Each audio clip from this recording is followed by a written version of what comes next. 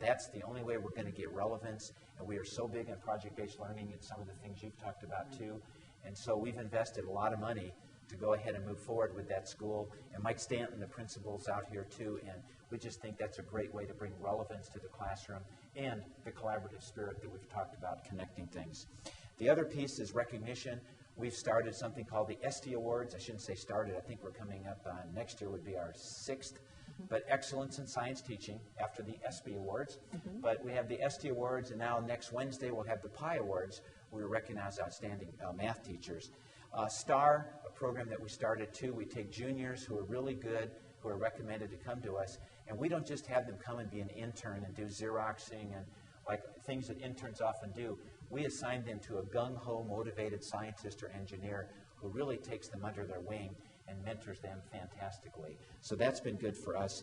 And then the only other thing is, how do we continually think differently about how we do education? And I tell you, colleges of education, you're a challenge to us. We have a hard time getting in the door and getting you to think differently. I sure don't know how to teach pedagogy, but I also know that a lot of things aren't working. How do we really get down, let our hair down, and have the candid discussions to figure out what it is we need in industry, the labs, what have you, and how you're going to help those kids be prepared. Thanks. Great. Abe, I'm going to ask forgiveness. I have a plan here. I'm going to skip over to Kurt because I think we're sort of have a theme, but then you'll see I'll tie it back, and I think you can do a good job of sort of bringing those two pieces together.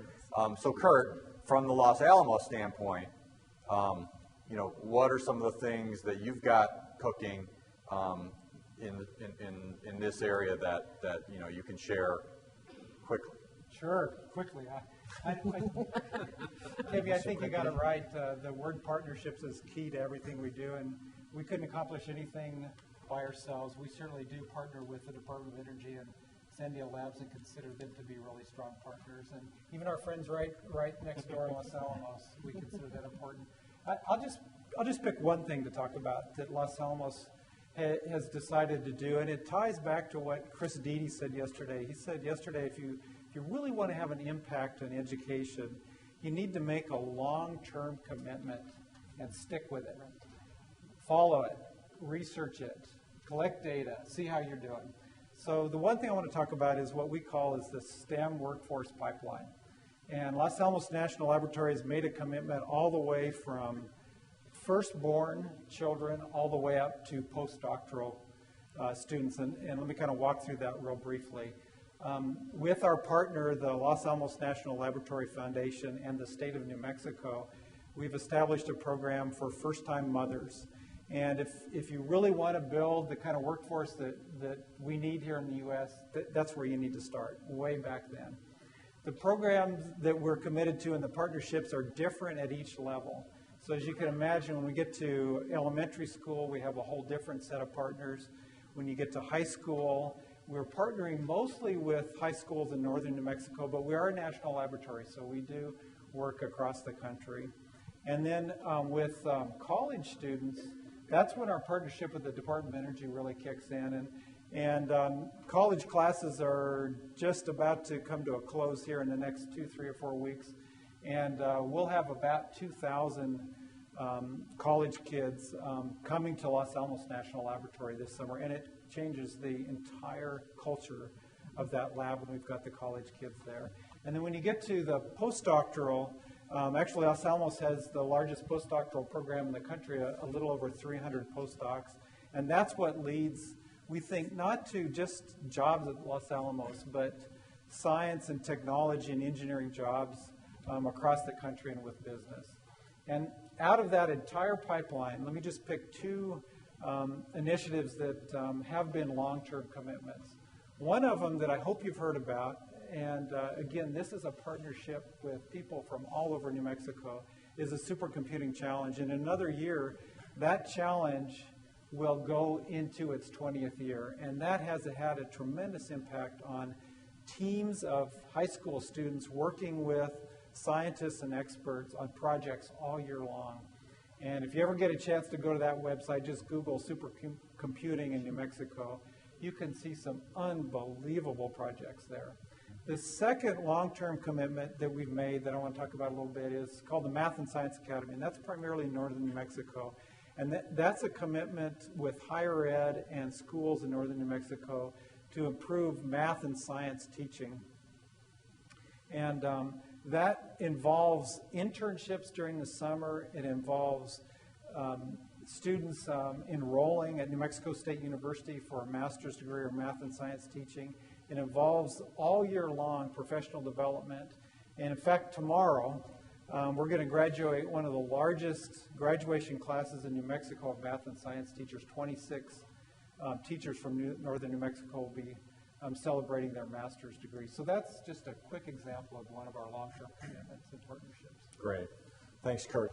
Well, between that very short version, and I'm sure you had to leave a bunch of stuff out, and what we heard from Mike, who gave us a little bit longer list, but probably also left a bunch of things off, I want to turn to Abe.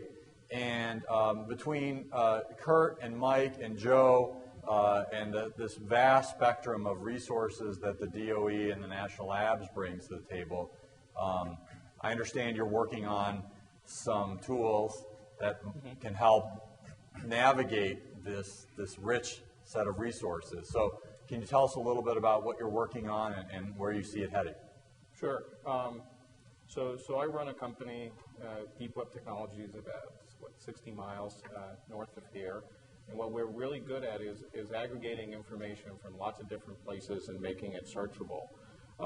Some of the things we've worked on are applications like science.gov, which searches most of the R&D from federal government agencies, and we expanded to Worldwide Science, which searches R&D information from around the world.